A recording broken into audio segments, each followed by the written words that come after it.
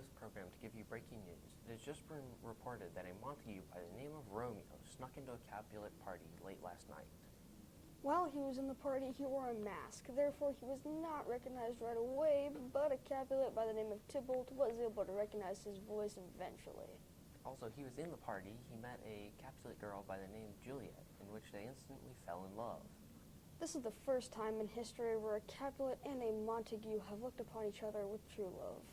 That's all we have for now, but we will continue to give you updates on this once-in-a-lifetime story as we get them, and we will do a full broadcast on the story coming soon.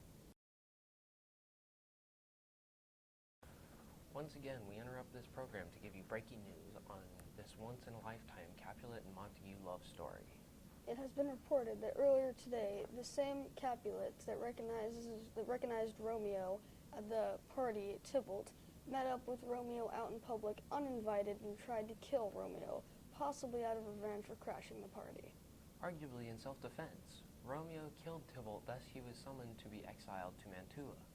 We are unaware of any other details at this moment, but we will be sure to give you guys updates as we get them.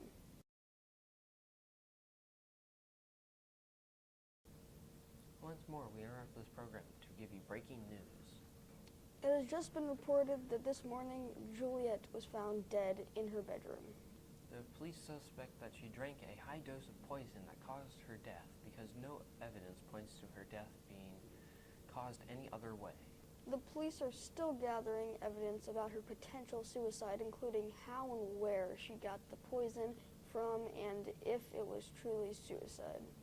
Her funeral is scheduled to be tomorrow at church, and all Capulets are invited to come. That is all we have for now, but we will continue to bring you guys updates on this crazy story, so stay tuned. Yet again, we interrupt this program to give you breaking news about Romeo. It has just been reported that Romeo escaped from Mantua and is fastly approaching the city. Police are in pursuit of Romeo right now as he makes this risky move to supposedly meet back up with Juliet. This just in, Romeo has made it to the city and is at the church in which the police have it fully surrounded with Romeo trapped inside.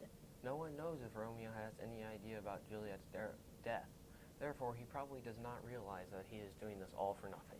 That is all we have for now, but we will continue to give you more updates once Romeo has left the church, and we will then do a full broadcast on the story.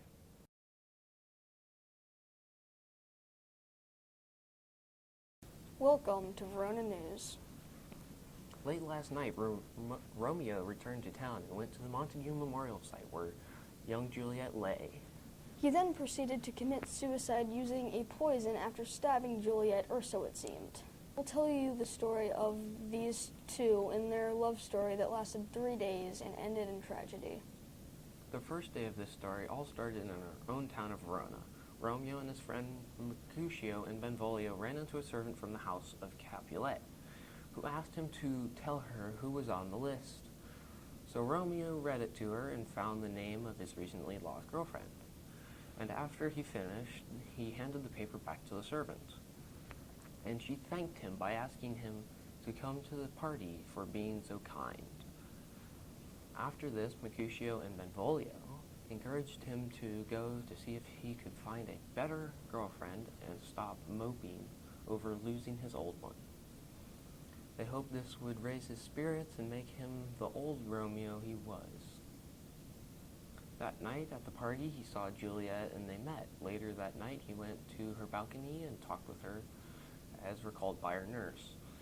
After he left, she seemed awestruck by his kindness and said that they had made plans to be wed the following morning.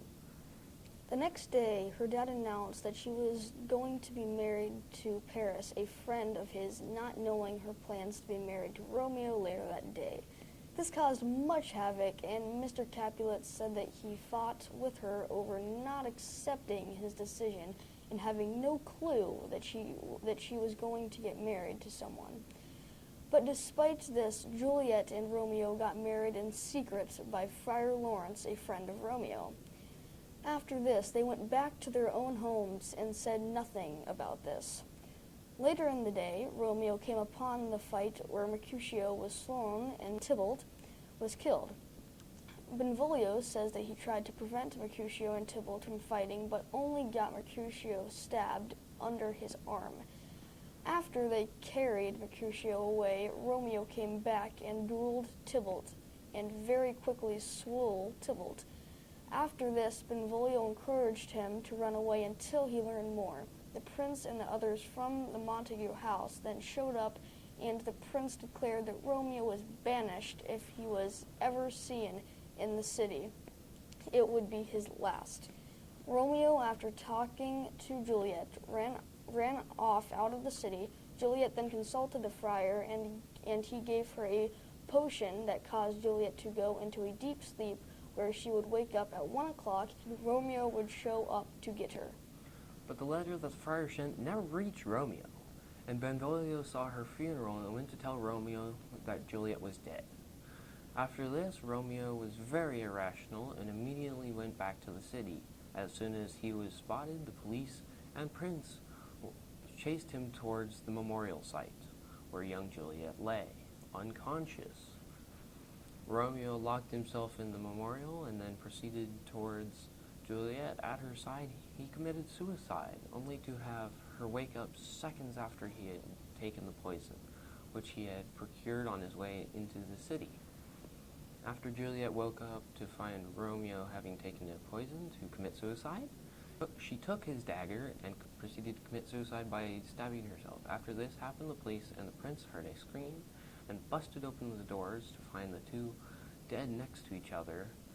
The prince would not give us a speech, so this is all of the story we have gotten from Benvolio, Mr. and Miss Montague, and Mr. and Miss Capulet, along with some of the police and the friar, along with a couple of bystanders that observed parts of the love story. We all mourn today the loss of two amazing individuals with feuding parents who we all hope start to become more friendly, so this doesn't happen again, and we don't all mourn for people that could have caused great things to happen. The lesson we should all take from this love story is not limited by hatred, not by parents, but by the people that we meet.